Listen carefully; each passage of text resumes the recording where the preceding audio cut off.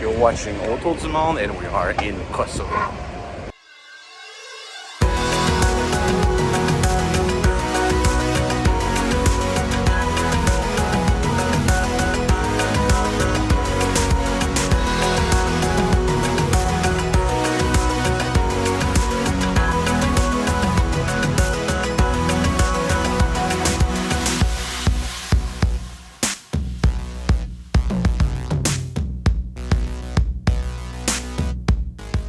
Welcome on Untitled Chapter. If you like our content, don't forget to subscribe to our channel and to like our videos.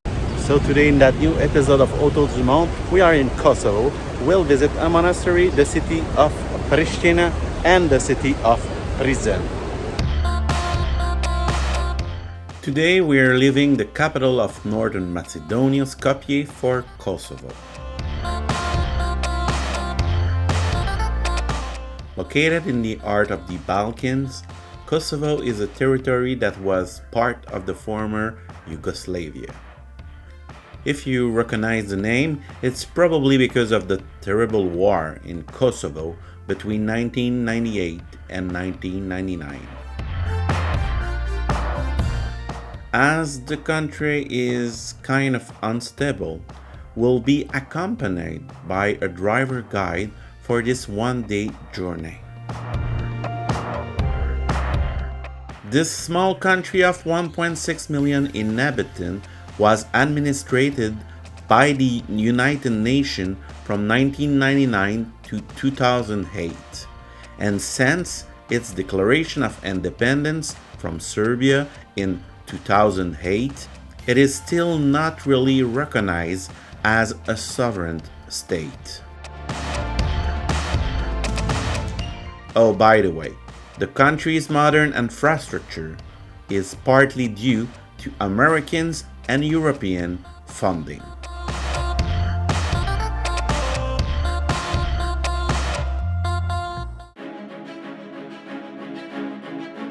Our first stop of the day is the Serbian enclave of Gračanica. The place is famous for its monastery, founded in 1321 by the Serbian king Stefan Milutin.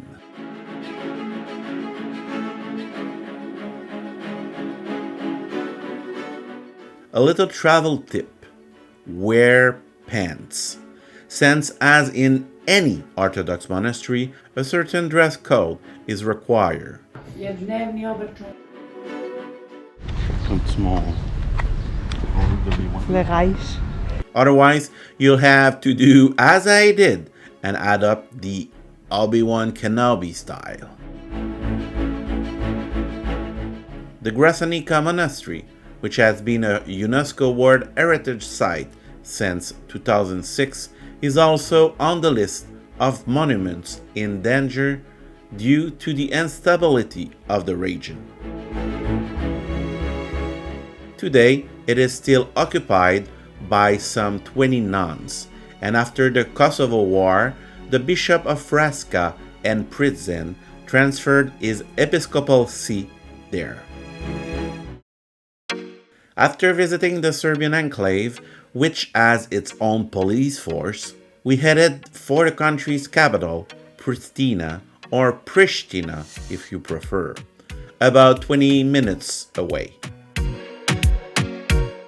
The city is in the midst of a real estate boom, with new neighborhoods and houses springing up all over the place. And as you can see, there are a few sights to see along the way.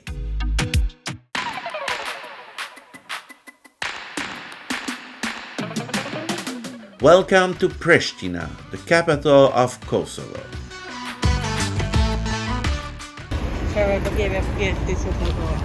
As you can see, the first piece of advice is to be really careful when walking on the streets.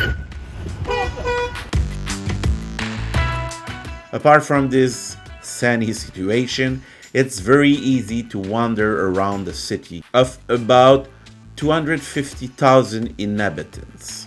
You'll also find a few relics of the communist era, such as the Grand Hotel Pristina, which the New York Times declared the world's worst hotel in 2018. All the way to the Parliament houses. As Smiley points out, this boulevard is in fact the capital's most important pedestrian street, running from the square to the country's parliament. This is where we met a famous French-speaking Kosovar photographer. Tu es photographe depuis longtemps? Ah, voilà qui parle français. Ben oui, on parle français, nous. Tu filmes là? Ouais, allez, allez. Voilà. Photographe depuis 1963. Dans un an, ça fait 60 ans. J'ai fait des toits magnifiques. Je vais faire une photo. Quelqu'un va nous faire une photo. Oui, oui. Merci beaucoup. Ça fait plaisir. Merci pour votre visite. Merci, et vous? After this moment of glory, we continued our way, and I can told you that the welcome we received by Kosovar was spectacular. Respect. First up on the way, the statue of Mother Teresa, who gave her name to the boulevard and was of Albanian origin. Oh, by the way, the pedestrian street is called a korza in Albanian. It's a common name for this type of alleyway lined with cafes, trees, statues, and official buildings found in every Balkan city. We came across a theater as well as statues of Skanderbeg, the 15th century lord and hero of Albania, and the writer Ibrahim Rugova, who was president of Kosovo from 1992 to 2006.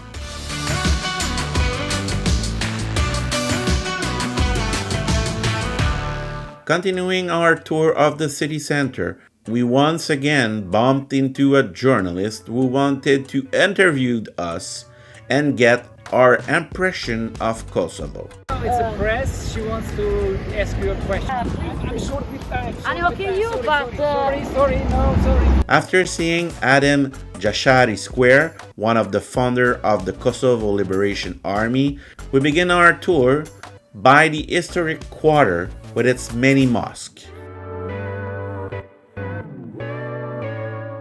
This is truly the most beautiful part of the city.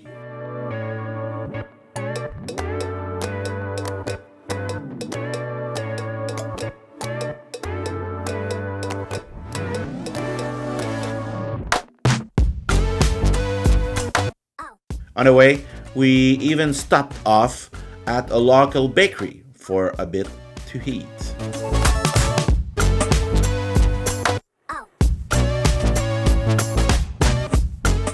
We also took the opportunity to visit Pristina's great or imperial mosque. Known as the Mehmet Fatih Mosque, it owes its name to the Sultan who ordered its construction in 1461. Built 8 years after the Ottoman takeover of Constantinople, it is the largest mosque in the city center, and its architecture is of Ottoman Brusian type, typical of Islamic buildings in the Balkans.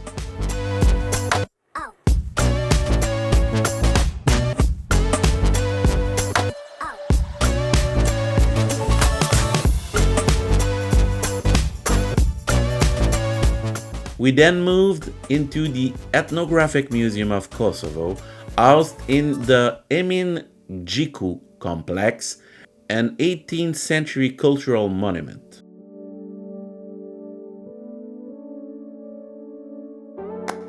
It is in fact a traditional house that once belonged to the Emin Gjikoli family, which means in Albanian little man. The museum, which opened in 2002, mainly exhibits tools and objects linked to the way of life of the Ottoman period in Kosovo. Again, it's a great visit for history and cultural lovers.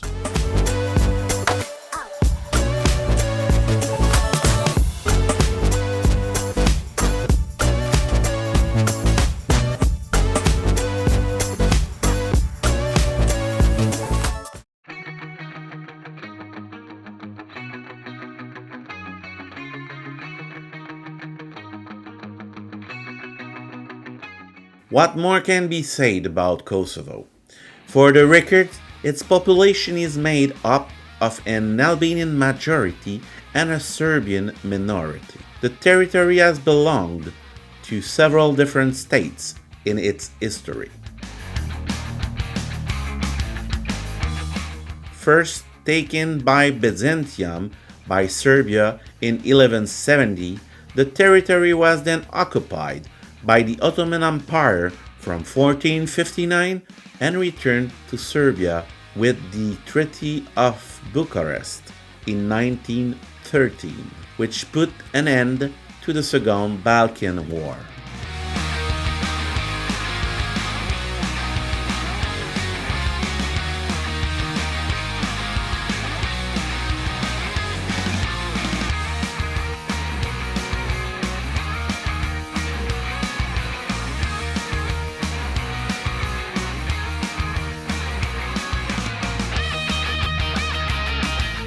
And like us, if you're in the area, don't hesitate to take a photo at the newborn monument, a must-see of any visit to the Kosovo's capital.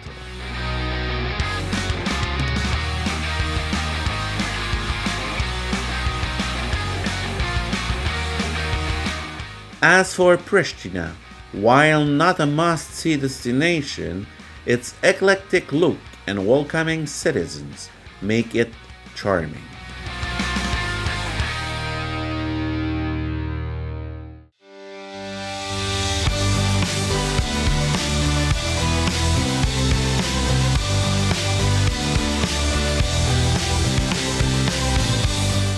We then left Pristina in the middle of the day to head for Prizren, the country's second largest city.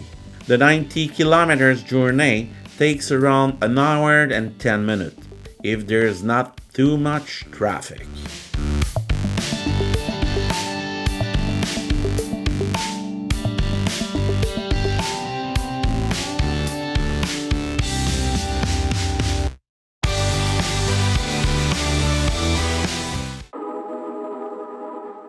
Welcome to Prizren, Kosovo's second largest city, with a population of about 150,000 inhabitants. Prizren lies at a strategic crossroads, just a few kilometers from the borders with Albania and northern Macedonia.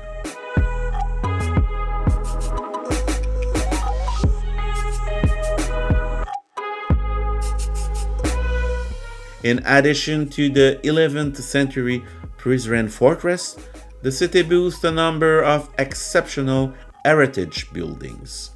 There are no fewer than 35 mosques. We visited a few of them, including this one, the Saras Mosque, built in the 16th century and home to a cemetery whose tombstone and graves can still be seen today.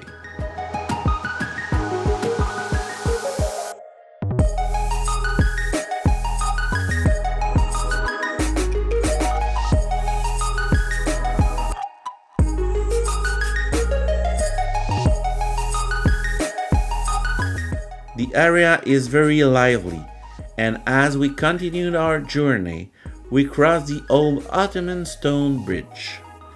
A true landmark of Prizren, it was built in the 15th century to link the two parts of the city.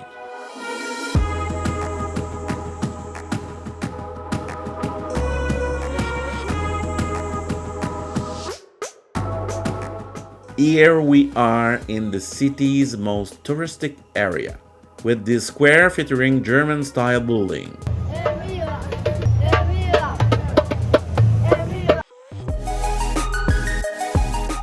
As in Pristina, we stroll along the long pedestrian way towards the Sinan Pasha Mosque, which can be seen from just about anywhere in the city. As in Pristina, we stroll along the long pedestrian way towards the Sinan Pasha Mosque, which can be seen from just about anywhere in the city.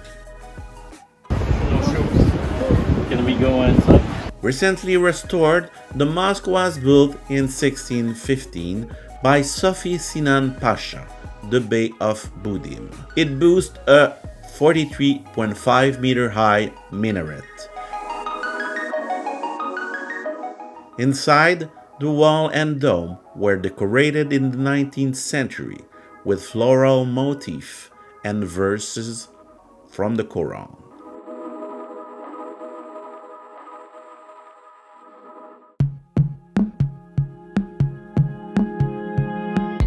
In all honesty, Prizren is definitely our favorite stop in Kosovo. We could have spent even more time there because there's a lot to see.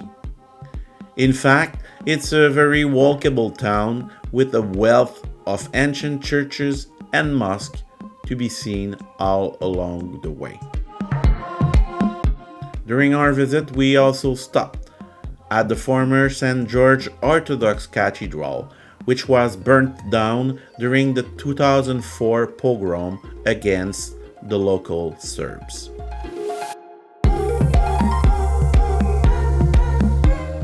We also visited the Catholic Cathedral of Our Lady of Perpetual Help, which dates from the 19th century, but was built on the remains of an ancient 5th century church. Many of the faithful were there when we visited the place.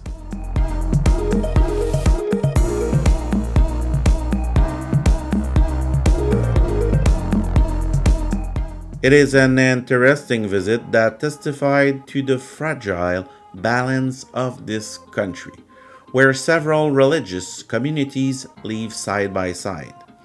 If you happen to pass by, you'll also notice some ancient funerary monuments in the cathedral courtyard. Puis Vincent, aimes-tu ça des mosquées?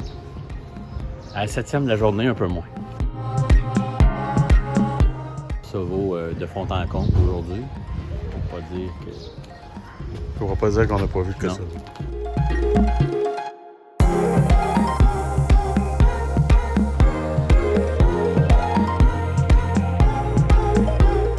Our stay in Prizren reminds us that the Balkans is a vast region with a rich and little-known past. Long under communist rule, the region is one of the few in Europe to have preserved its nature and Ottoman heritage buildings. A wonderful discovery if, like us, you spend a few days in Skopje.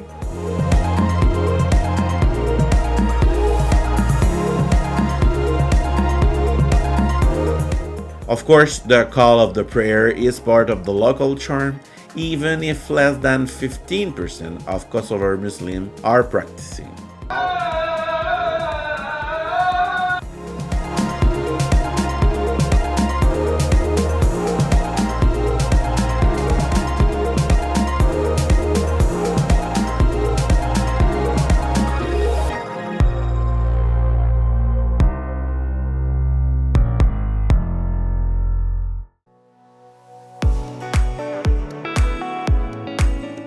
We left Prizren at the end of the day to return to Skopje.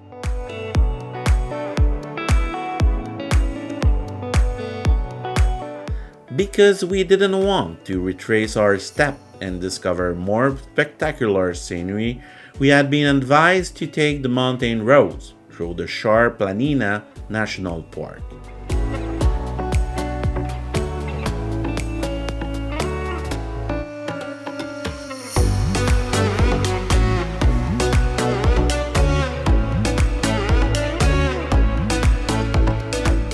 If you have time and that you don't get motion sickness, this is a good idea, as the scenery is truly breathtaking, as you can see from this footage.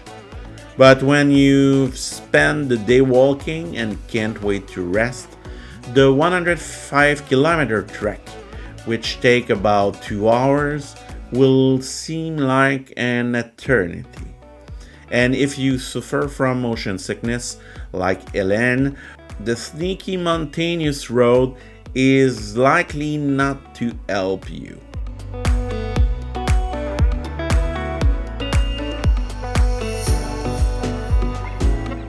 And I have to say that luckily for you, we don't have the footage of our many roadside stops, but you can imagine what happened even at the border crossing.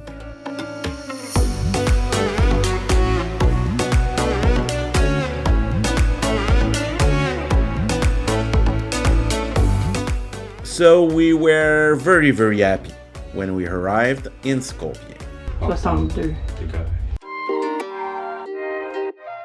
In the evening, we left Hélène at the hotel to eat and discover Skopje by night.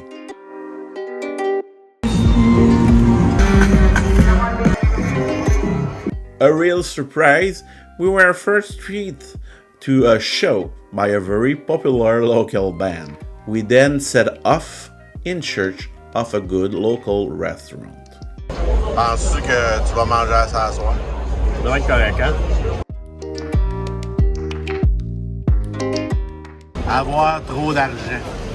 Là, on a l'équivalent d'à peu près 40$ dans nos poches. Oh yeah, when you travel, the local money is always a kind of pleasure. We then left the venue for the modern art of the city. With its many statues and monuments, it's very impressive. And you'll be able to see even more in our next episode when we'll visit the city at daytime. Est-ce qu'on est à Times Square? Il y a des styles, un simili-style Times Square. Non, vous n'êtes pas à Times Square, vous êtes à Skopje. With its style of New York or Dubai, it's quite a change of scenery.